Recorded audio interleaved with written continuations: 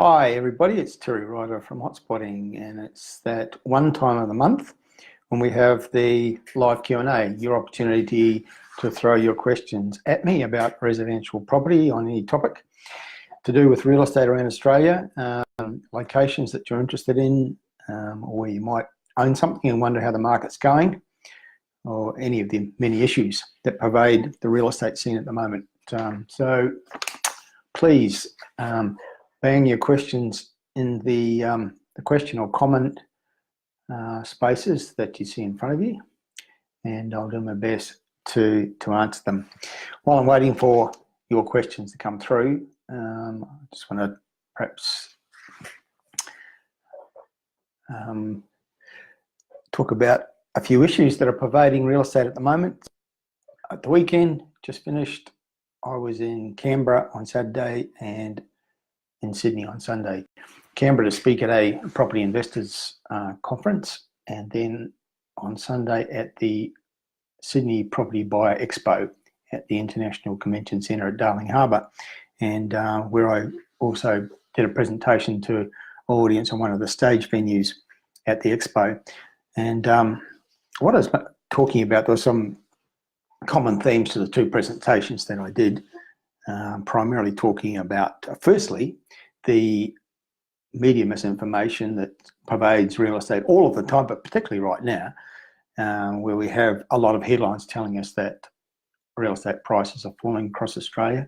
It isn't true. None of the research evidence that's been put forward to media actually supports claims of prices falling everywhere across Australia, which is what they're saying or implying with the headlines that we're seeing every day. So one of the points I was making in my presentations in Canberra and Sydney at the weekend was that, firstly, we don't have an Australian property market. We don't have any such thing as Australian property prices. We have lots of different markets, and they're all driven by local events, what's happening in the local economy, whether the population is rising or not, whether the economy is expanding and creating jobs, whether it's got diversity, whether there's major spending on infrastructure, creating economy and jobs, and out of that, demand for real estate.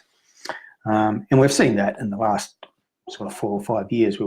Just in the 8 capital cities, we've seen a couple of markets booming, most markets plodding along not particularly strongly, and a couple of markets, Perth and Darwin, actually going backwards. And that kind of scenario is actually common in Australia. We almost never have a true national property boom in Australia. So in terms of moving forward, trying to determine where we're going to see growth, given that Sydney and Melbourne, generally speaking, those markets are winding down, where do we find the growth? And there are a number of really strong growth markets in Australia, and my catch cry is think small for big growth. And I'm actually doing a webinar next week with Kate Hill, buyer's agent from Advisable out of Sydney. We're going to be talking about some of the locations where she and I think there's going to be good growth in the next year or so.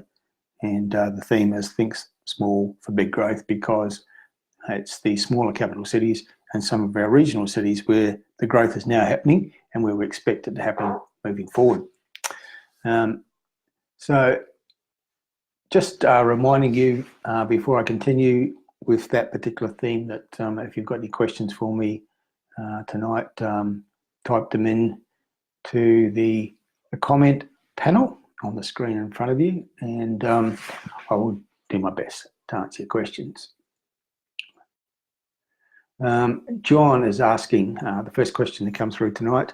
Perhaps before I get to your question, John, I'll just continue that general theme that I started with. Think small for big growth. The smaller capital cities, some of our more important regional centres, as well as those smaller capital cities, and for investors and buyers of all types, really, it's kind of what I call a win-win-win situation, because compared to Sydney and Melbourne, you've got much lower buying prices, you've got much better rental yields, and if you choose the right location, you've got really strong opportunities for capital growth. Right now, many of the indicators that I talked about in my presentations in Canberra and Sydney at the weekend point to growth coming up in cities such as Canberra, Adelaide, Perth, and I'm also starting to become increasingly optimistic for Brisbane, as well as regional cities such as Newcastle in the Hunter region, Townsville in Queensland, Ballarat and Bendigo in Victoria. Okay, might come back to that in a little while. John has asked a question, opinion outlook for Gracemere up near Rockhampton. John says he's considering selling his property there and cutting his losses and looking to invest elsewhere. Yeah, John, I know what you mean about Gracemere. That was a market that it's like a new development market just outside Rockhampton, where a lot of new product was built a few years ago, creating an oversupply, and that's caused values to fall, coupled with the fact that the general market in which Gracemere sits, that Rockhampton, Central Queensland market, was quite strongly adversely affected by the downturn in the resources sector. There was big uplift while the resources sector was booming. Lots of new product came into markets like Gladstone and Mackay and Rockhampton, and then demand weakened as the resources industry wound down from its previous boom, leaving an oversupply and high vacancies, falling rentals, falling prices.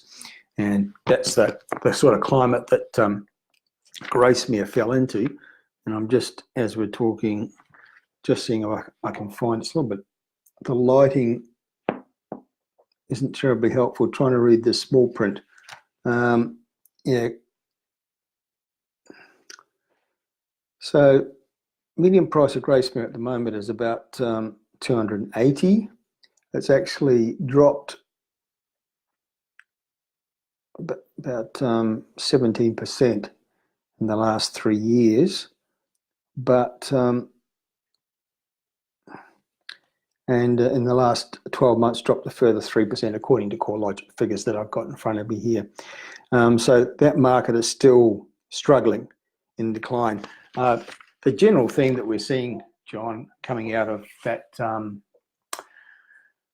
Rockhampton area is that there is improvement. We've certainly seen Mackay improving. The general theme in those central Queensland cities is that vacancies have fallen, sales activity is picking up, economies are improving, jobs are being created again, the resources sector is revitalising, and so there's stronger potential for growth moving forward. So it could be that the market in which your property sits is going to improve in the next year or so, and that maybe if you hang on a little while longer, you might start to see a return to some price growth. It's not a certainty, of course, but just the general theme that we're starting to see coming through in our research, which we do daily.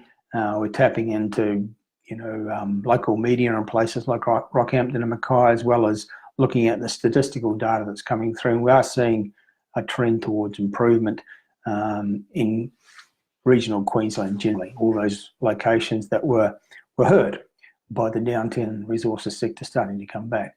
John, you mentioned that if you were to sell, you'd be looking to reinvest elsewhere and thinking about Ballarat. Well, certainly I can understand why you're considering Ballarat. A lot of people are, for good reason. Ballarat's a strong regional city, diverse economy growing, good links to the capital city, Melbourne, and it's a pretty busy market. A lot of people out of Melbourne looking there, attracted by the affordability, not just investors, but people considering maybe buying a home and living there because it's commutable distance to Melbourne, if that's where they have a job, either by road or by train.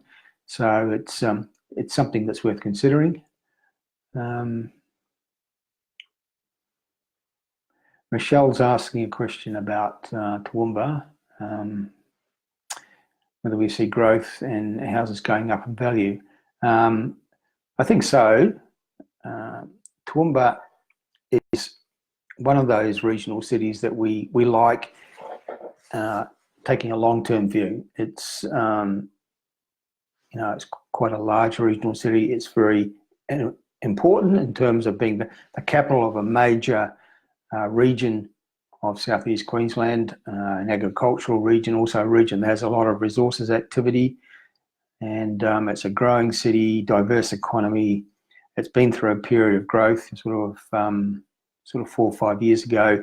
It had some pretty solid growth, and then, as often happens, developers built a lot of new stock and created a bit of an oversupply, not a serious one, but it's kind of kept Toowoomba values a little bit suppressed in the last few years. But at the same time, there's some major events happening. There's a lot of development of infrastructure, including the second range crossing, the prospect of the inland rail line coming along eventually that will almost certainly include Toowoomba as one of its major stops.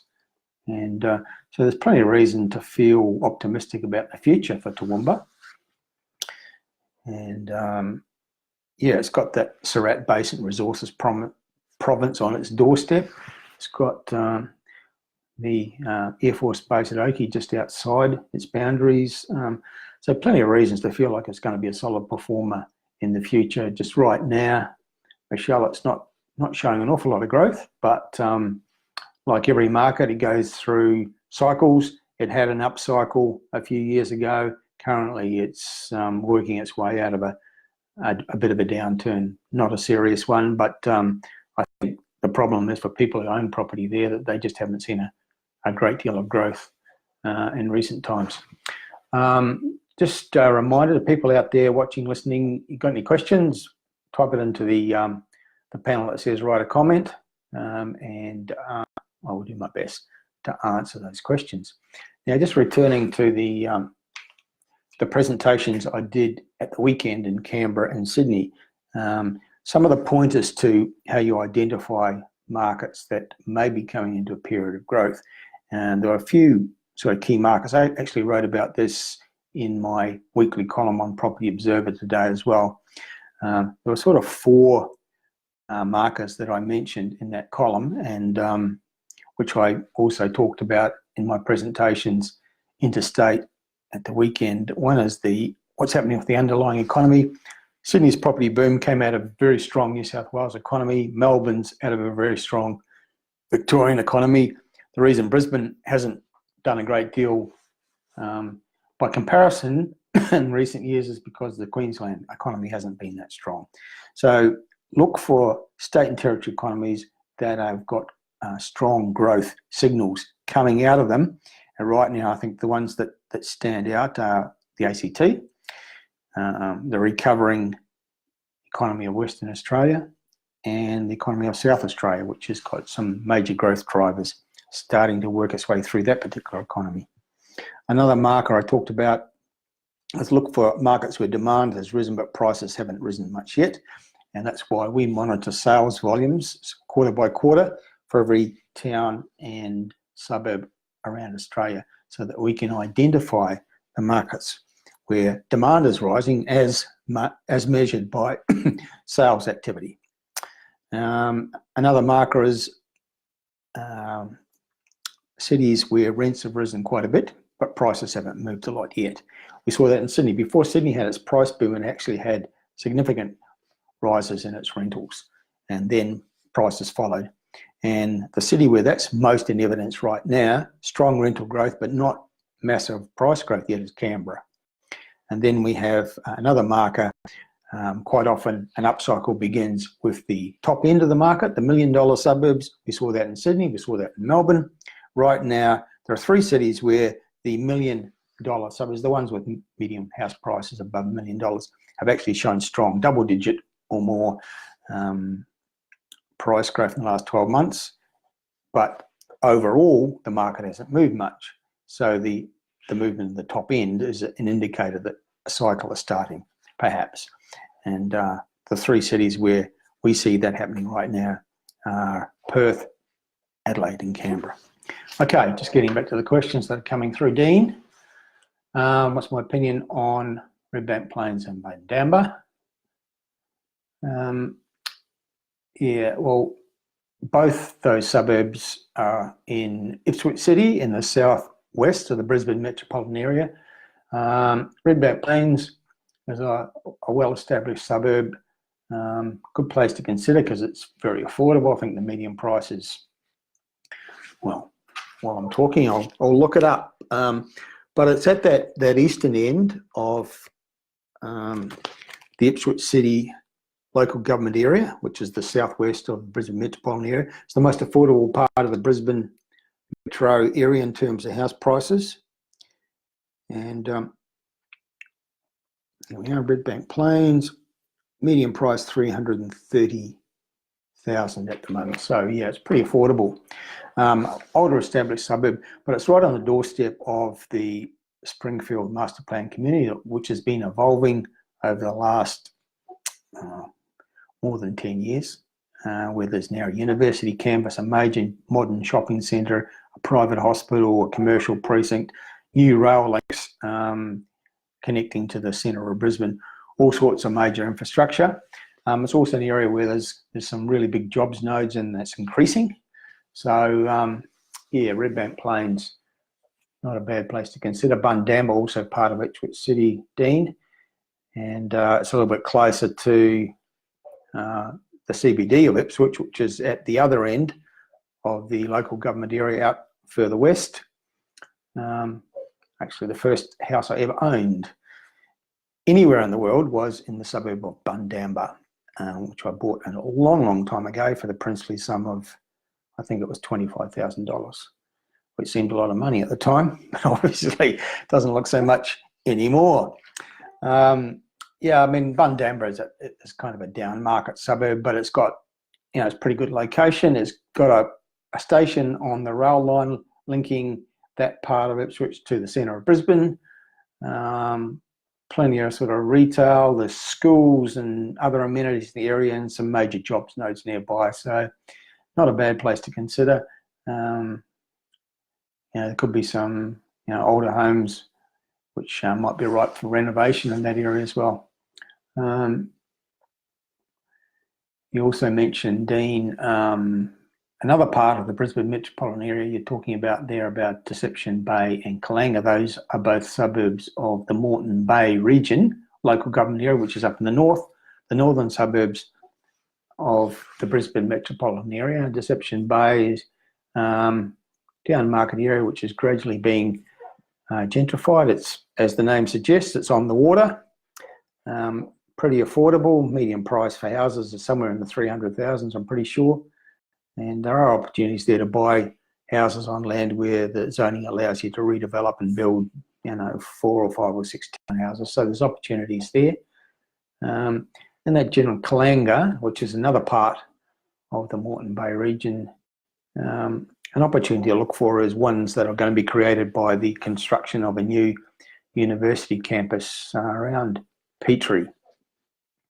And when that is in place and it's up and running and there are students going to uni there, it's going to create quite a bit of rental demand in nearby suburbs, so that's one to consider as well.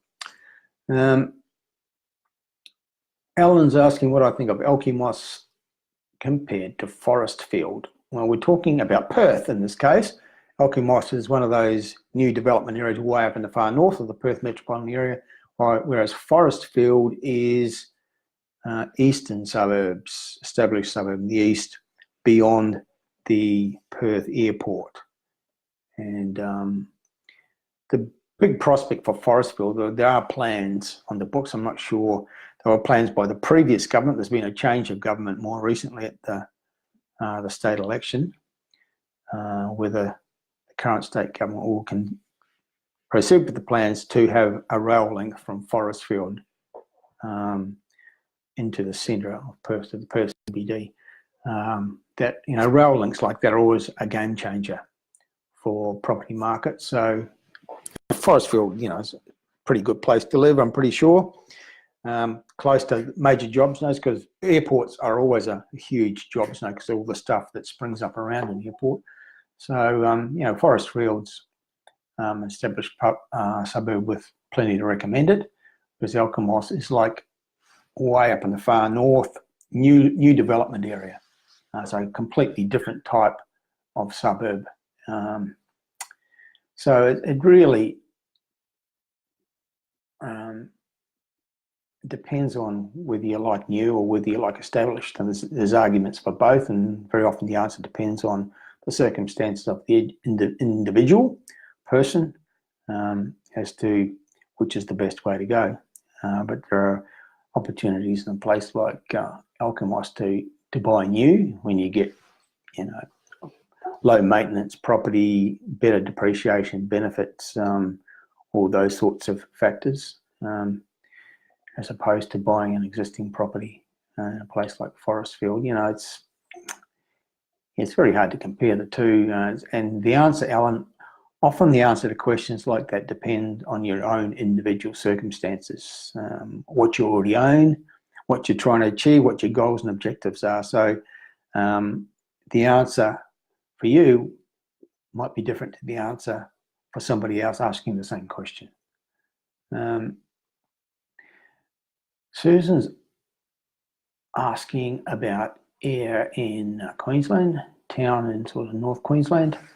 How is it faring? Well, to tell you the truth, I really don't know, Susan. It's one of those places that you only really sort of consider in real estate terms, and if something sort of specific and special happens there, because otherwise it's kind of a town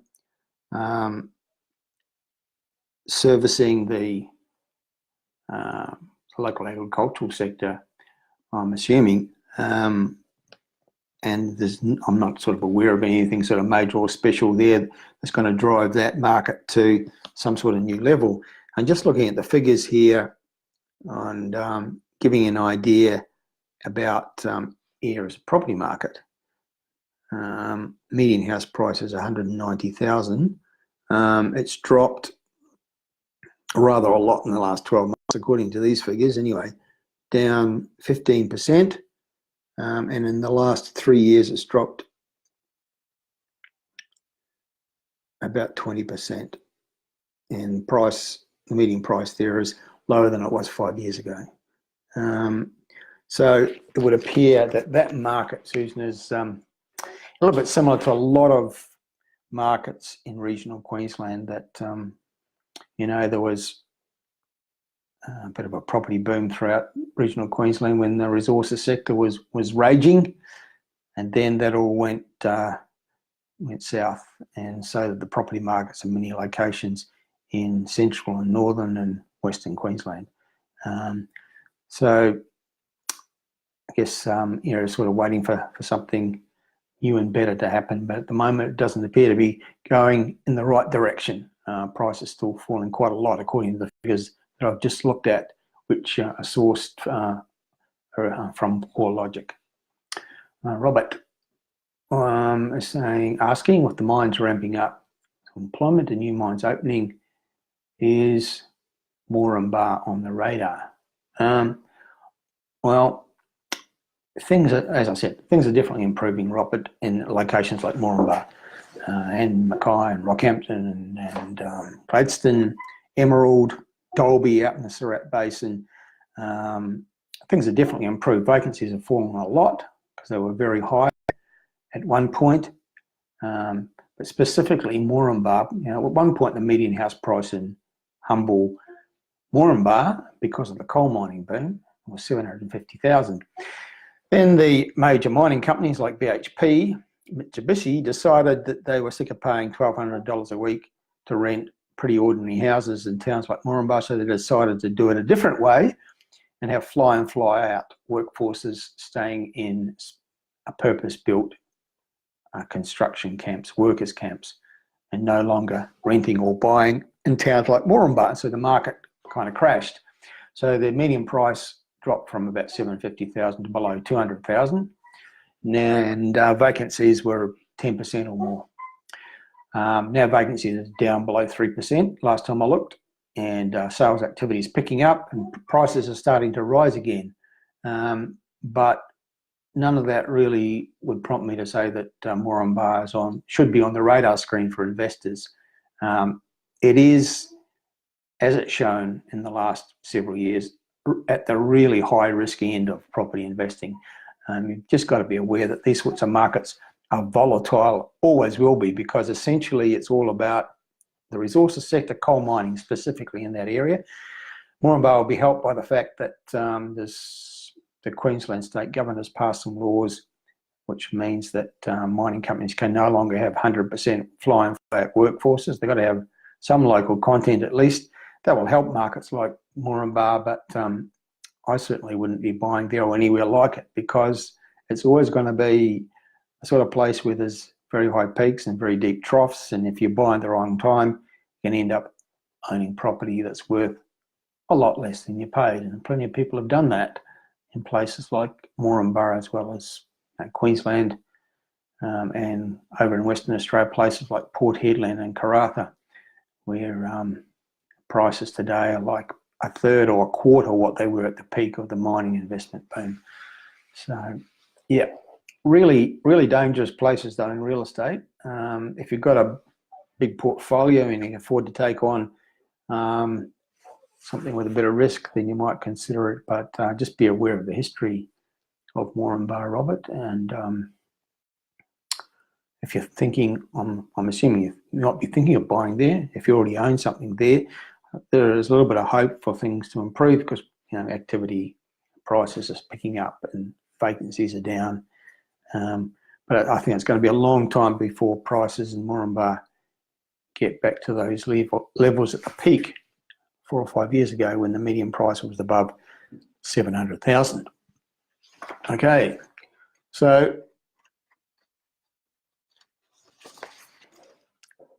one of the reasons why locations like Moranbah should be avoided, I think, by property investors, because they're basically one industry towns. And what you really need is locations where there's diversity in the economy, multiple industries driving the economy, so it's not dependent on just one sector. Moranbah is pretty much dependent on the resources sector only, and if that's in a down phase, then the property market of Moranbah is going to be in a down phase. A whole lot better is a location where there's diversity in the economy. And a case in point, there was something that I thought I had in front of me, but apparently I don't, about the Sunshine Coast and some of the events that were happening there. Sunshine Coast, which is close to where I live, it used to be pretty much a tourist resort town, and because of that, it didn't have a strong property market, because property markets that are dependent on tourism and retirement seldom have long-term sustainable growth. But the Sunshine Coast is evolving into a much broader, more diverse economy, largely through infrastructure spending. There's been a whole big major new medical precinct created. They're spending a lot of money on the airport, a lot of money on the motorway, creating a new CBD at Maroochydore, all sorts of things happening.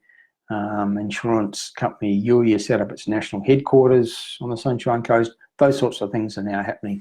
So there's much broader economy now on the Sunshine Coast, more diversity, and it's become much stronger. And out of that, it's become a much stronger property market. So those are the sort of things to look for, as opposed to boom bust towns like Moranbah, I would suggest.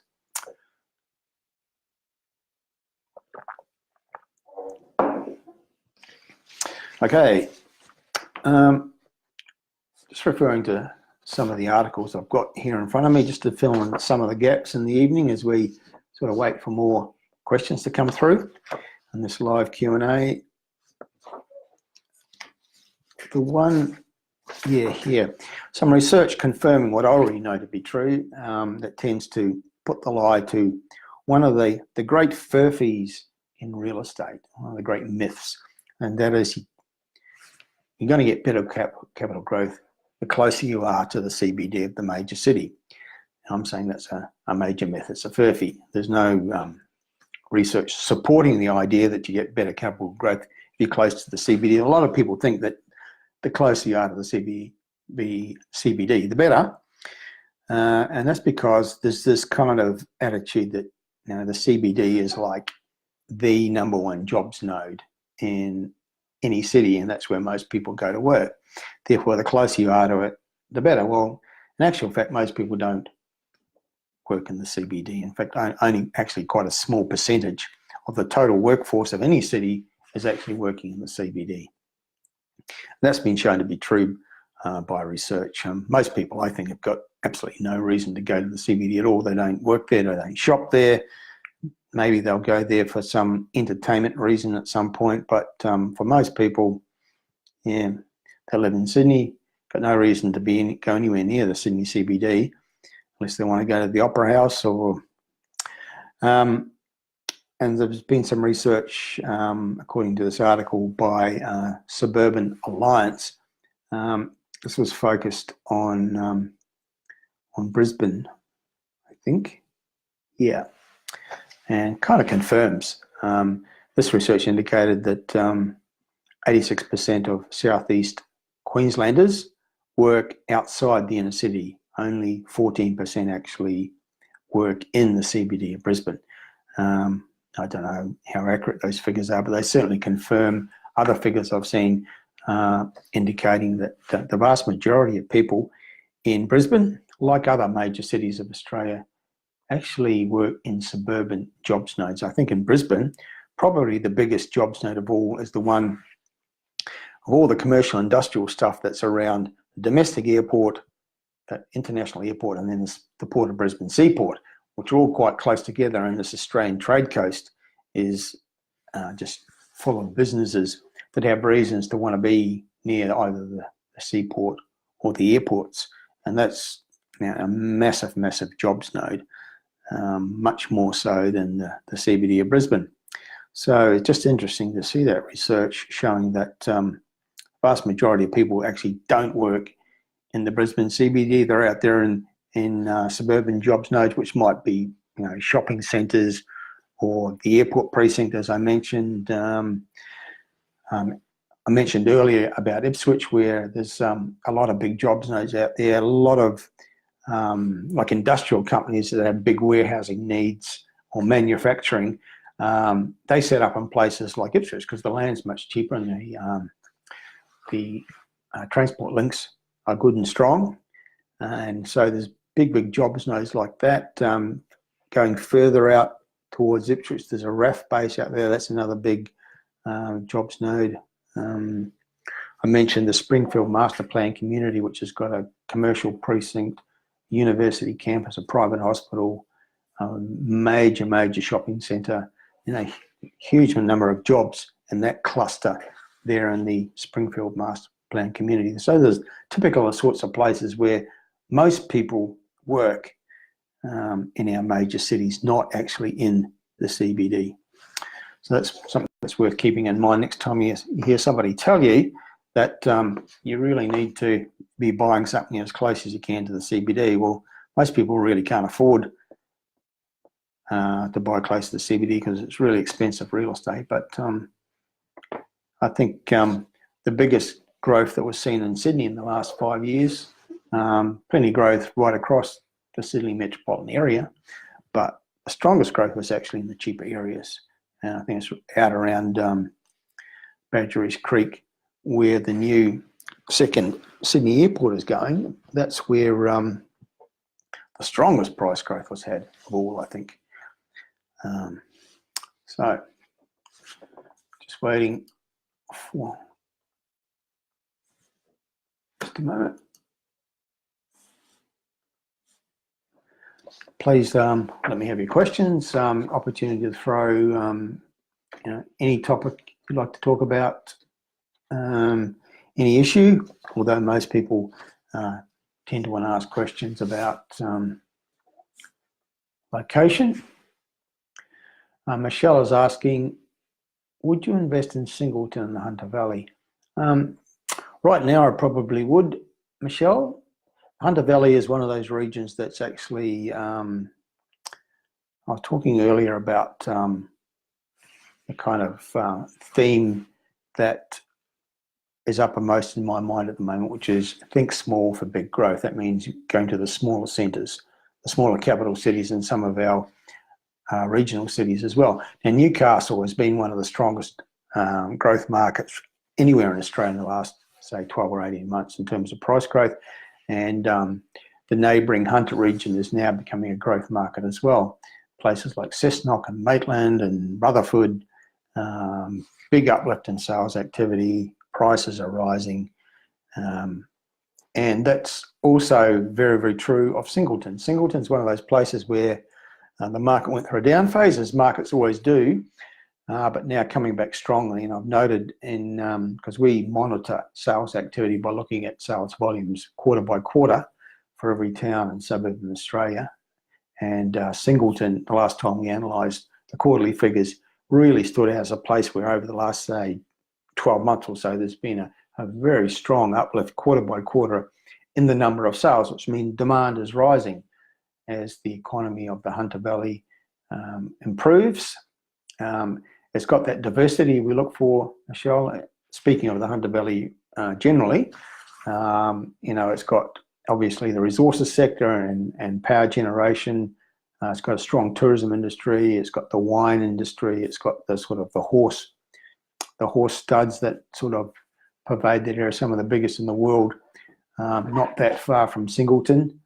So there's a lot of different things happening, driving the economy and jobs, and therefore demand for real estate in the Hunter region. And Singleton's a pretty strong town that sort of benefits from all that. And right now it's a rising market.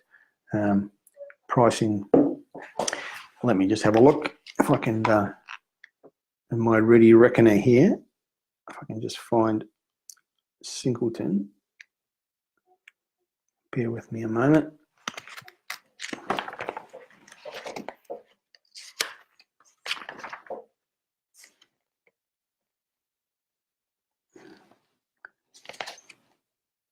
Yeah, median price of Singleton right now and Singleton Heights, so both around 360,000. Prices have risen sort of 4 or 5% in the last 12 months, having previously been through a bit of a downturn. So that just confirms what I'm saying, that sales activity has picked up, and that's eventually going to translate into price growth, and we're starting to see the beginnings of that now, Michelle, with sort of moderate rises in the median prices in places like Singleton and Singleton Heights in the last 12 months. So just turning to some of the issues that are around at the moment. As I'm sure you're aware, there's been some uplift in interest rates, not particularly big uplift, but in fact quite minor increments by the 3 of the 4 major banks who have lifted their standard variable rates by a little bit more than 0.1 percentage points. Media, as they often do, have kind of exaggerated that by calling them interest rate hikes.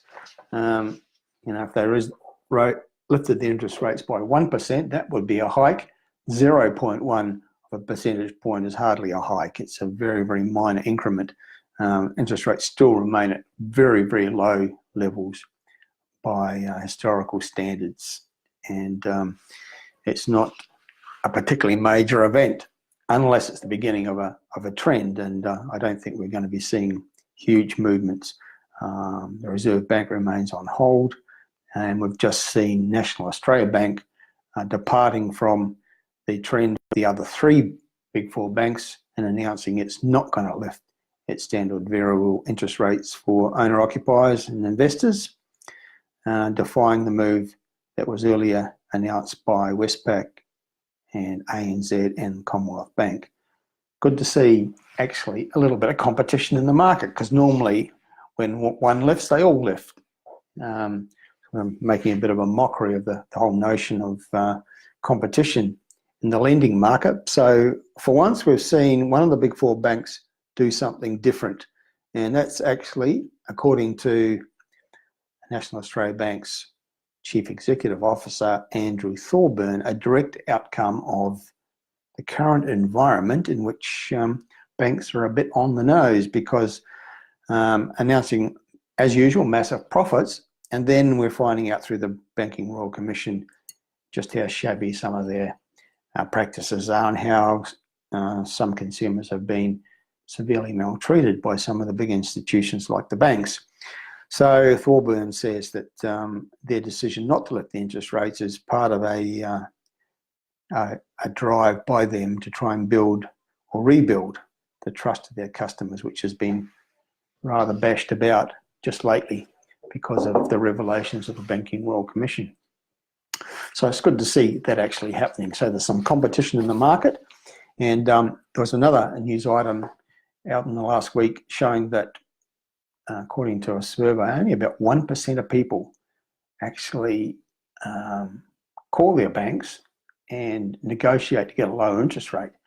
They just accept what's thrown at them by the banks. I guess a lot of people don't know that you actually can negotiate.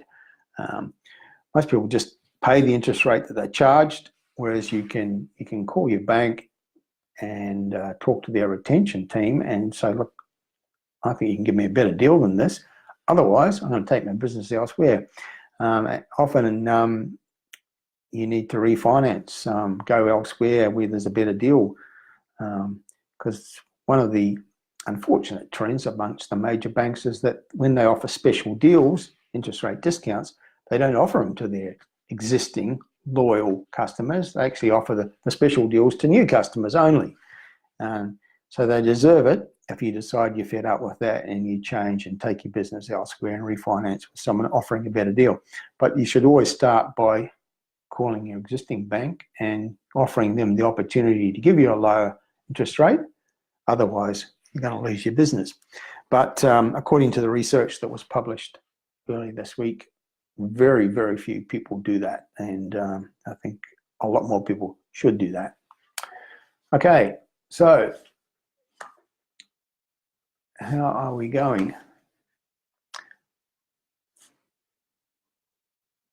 Just scrolling through to see whether I've answered all the questions so far that have come through. I think so.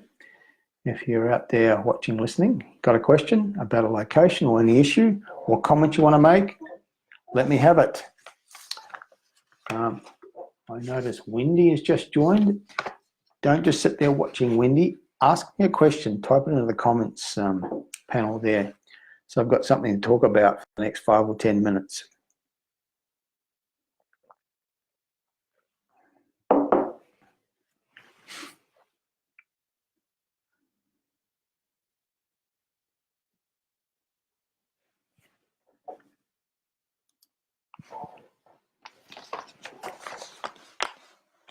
So just returning to some of the themes that I was talking about in my presentations to some major property events which took place at the weekend in Canberra and then in Sydney where they had the Property Buyer Expo.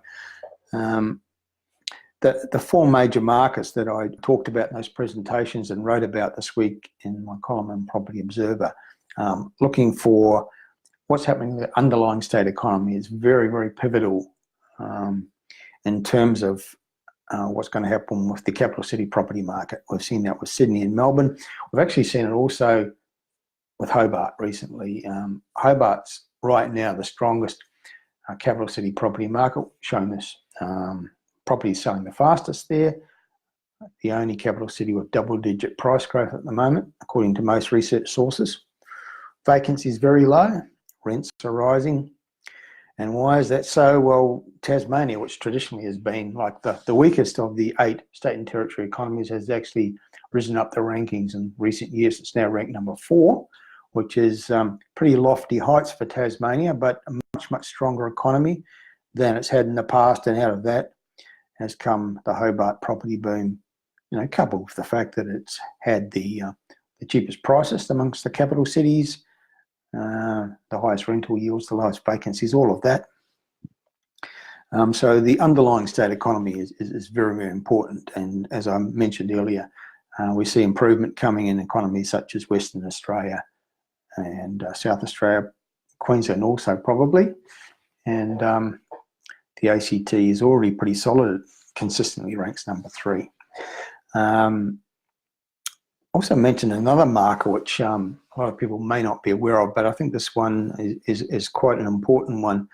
The first sector of the market to rise when there's an upcycle is usually the top end, the prestige end of the market, the $1 million suburbs. And that's generally because a property boom does come out of a strengthening local economy. So when the local economy improves, the people that feel it first are people who perhaps own businesses or at the top end of the market in terms of earnings. And so that starts to translate into real estate purchases in the more expensive areas.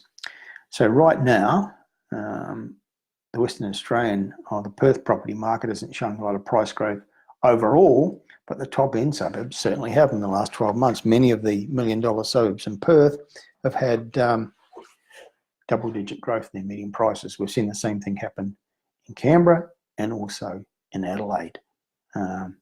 But the overall market has shown nowhere near that level of growth. So it's a market to look out for. Top end's rising. The chances are that other parts of the market are going to follow. So Kate's question is,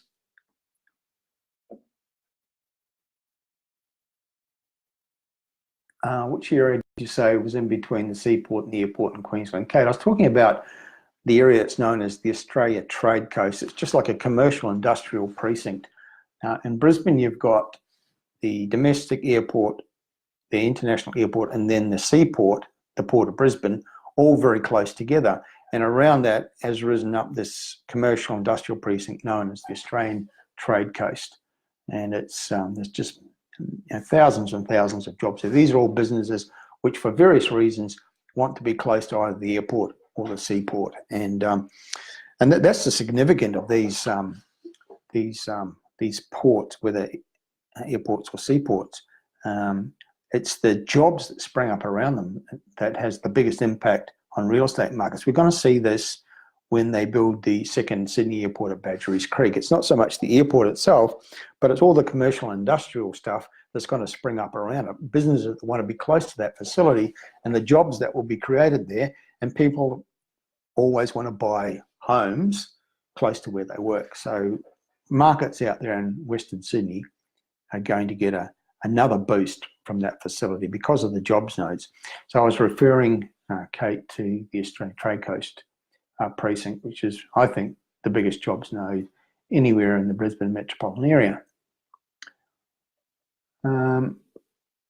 Cherokee is asking, why has Mackay been named the best town? I'm not sure who's named Mackay best town.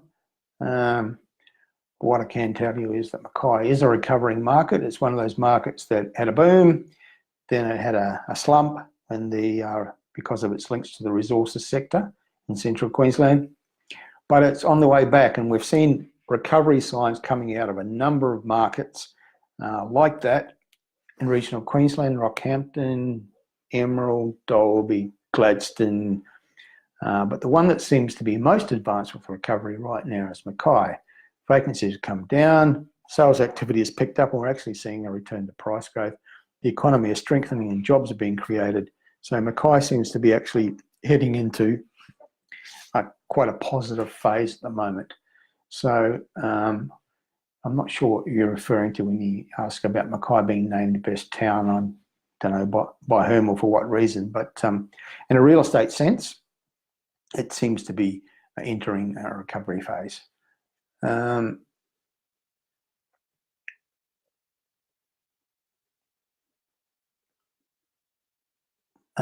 Kyle is asking about World Bank seemingly there's trouble in the waters. Do you see in overseas global financial crisis style events affecting Australian property? Not really. There's always ructions happening in the world, and there's always people who want to stand up and say that it's all going to collapse and it's going to be the end of life as we know it. Trade wars between the United States and China, etc. But I think globally economies are pretty strong at the moment. Australia is very, very strong. When the GFC happened, Australia managed to get through that without being terribly adversely affected, either economically or in real estate. I don't see anything on the horizons that's going to damage the Australian economy in any material way. I think we're in our 27th consecutive year without a recession, and the latest figures for economic growth show that we're actually got a strongly growing economy, and our place in the world is pretty solid. We're actually right now the 13th largest economy on the planet, but because of the growth that's currently happening, we're expected to be overtaking a couple of other countries, including, I think, Russia, to become the 11th largest economy on the planet in the next 5 or 10 years.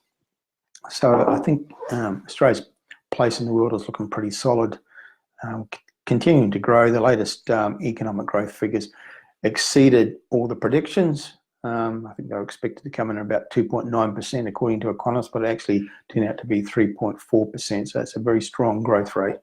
And Australia is becoming less of a resources-based economy, so we're told, and more and more in the services area. And that's reflected, I think, in the fact that the strongest economies in Australia in the last couple of years have been not the resources-related states like Western Australia and Queensland, but the services, the financial services states and cities, Sydney and New South Wales, and Melbourne and Victoria.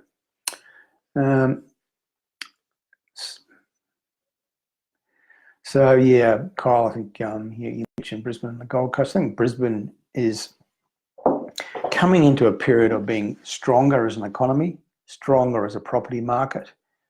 Population data is starting to favour Brisbane and Southeast Queensland again.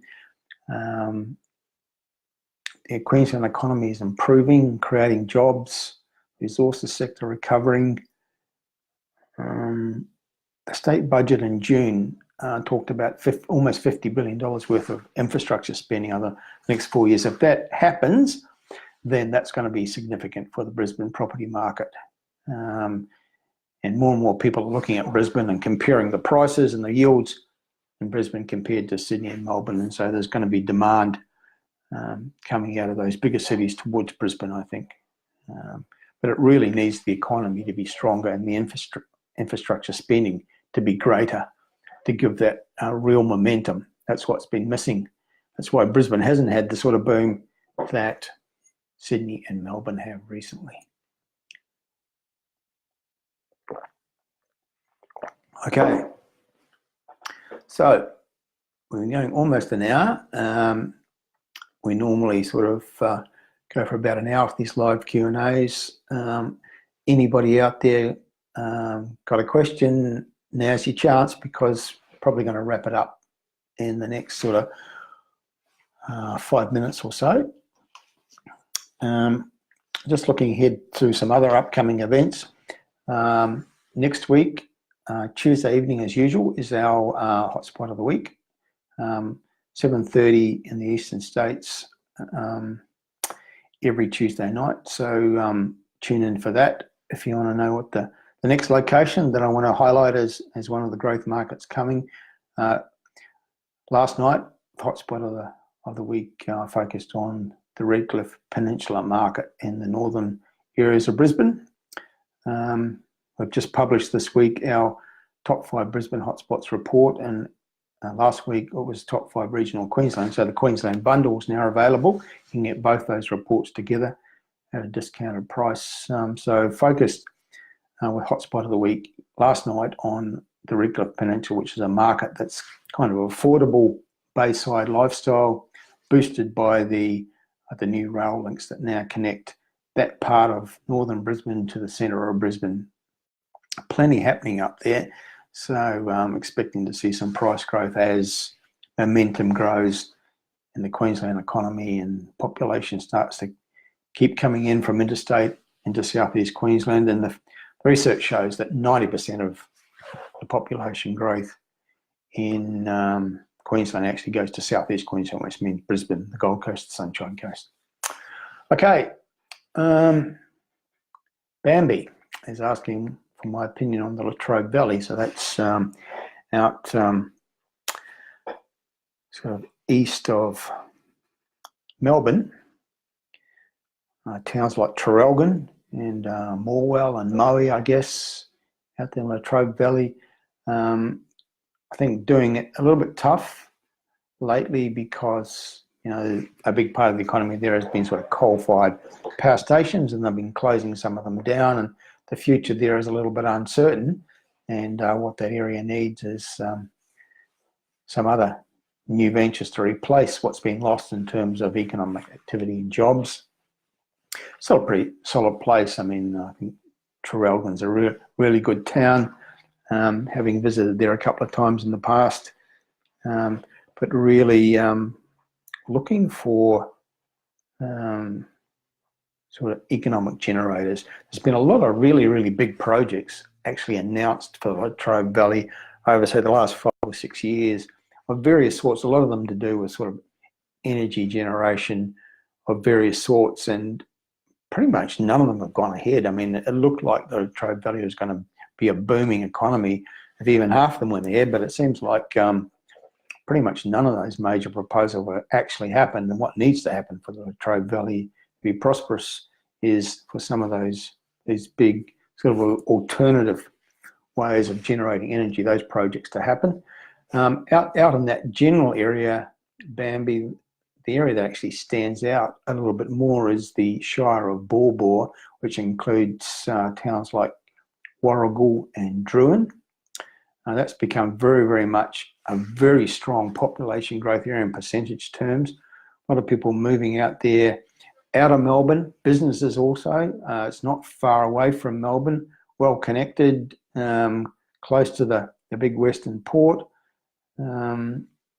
Land much cheaper out there, and we're seeing strong population growth in towns like Druin and Warragul, and out of that, demand for real estate and rising prices. So that, perhaps more so than the area you're talking about, which isn't far away, is the one that really stands out for me in that sort of southeast of Melbourne precinct.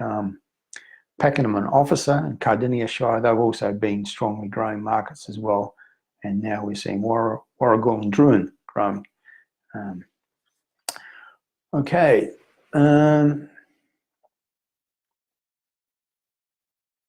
Yeah, Bambi's sort of following up saying he's got a property in Churchill, debating whether to sell. Yeah, look, I'm really not sure at the moment. Just like I said, there's been a lot of really big projects announced for that general Latrobe Valley area, and for some reason or other, they just haven't gone ahead. If they had, some of them had gone ahead, they would have created a lot of jobs, and that would have been great for real estate markets out there. But yeah, it just hasn't. Nobody's been able to get any of these projects off the ground to date. So I'm just not sure about the future for those areas in the short term. Okay. Adrian comments that Geelong was booming, as you advised. Well, yeah, it has been, Adrian. I'd say Geelong in the last 2 years has been the strongest market in Victoria, stronger than any of the markets in Melbourne itself. It's had a couple of years of really strong growth, big demand. It's like an affordable lifestyle alternative to Melbourne. It's most of it's on the Bellarine Peninsula. They're surrounded by water, so nice environment, much cheaper than real estate in Melbourne, but well connected to Melbourne. But a strong economy in its own right, lots of jobs there, big things happening. Like the national headquarters for the NDIS is just one example. Evolution of the Avalon Airport. There's been a few negatives, but the positives happening in the Geelong economy are far outweighed the negatives, I think. And so it's very strong on health, very strong on education. So yeah, big future, and that's been reflected in the property market in the last couple of years. And I saw some our report just earlier this week on the auction clearance rate in Geelong was particularly strong in recent weekends. Not that I necessarily believe auction clearance rate figures, but anyway, that report suggested that it was an indicator of the market still being very strong in Geelong. I think it's past its peak. The rate of growth is going to be winding down, I think, from this point onwards, but it has been a very strong growth market, and long term I think it's got a big future. So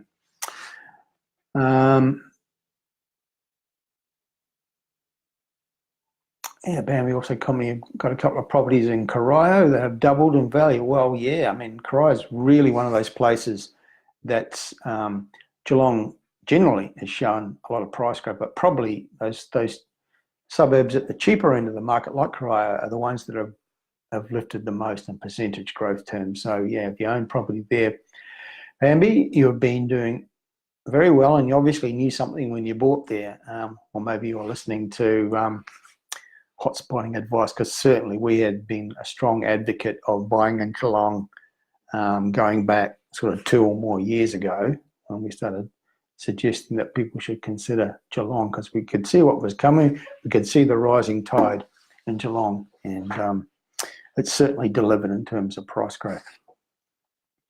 Okay, we're right on the hour mark. I'm starting to get a sore throat, and so I'll probably wrap it up there. Thanks to everybody who's participated tonight. We've had some good questions about some interesting areas, like Geelong, which has been one of those places that we have advocated over the last couple of years, and it's really delivered for people who did follow that advice and buy there. So if you're interested in learning more about markets like Geelong and anywhere around Australia really, go to the hotspotting.com.au website, check out the location reports section of the website, and we have detailed reports on markets around Australia explaining why we rate them and why we think they're going to be good places to consider buying for future growth. Okay, that's it for now. Thanks for tuning in. Thanks for participating. Thanks for your questions. I'll sign off now. We'll do it again roughly the same time next month. And don't forget, next week, Tuesday evening, Hotspot of the Week. And on Wednesday, there'll be a live webinar with buyer's agent Kate Hill and myself talking about the general theme that I mentioned earlier, which is think small for big growth. We think that the growth coming in the next few years is going to be primarily in the smaller capital cities and some of our regional centres. Okay, that's it for now. Signing off. Ryder from Hotspotting. Talk to you again soon.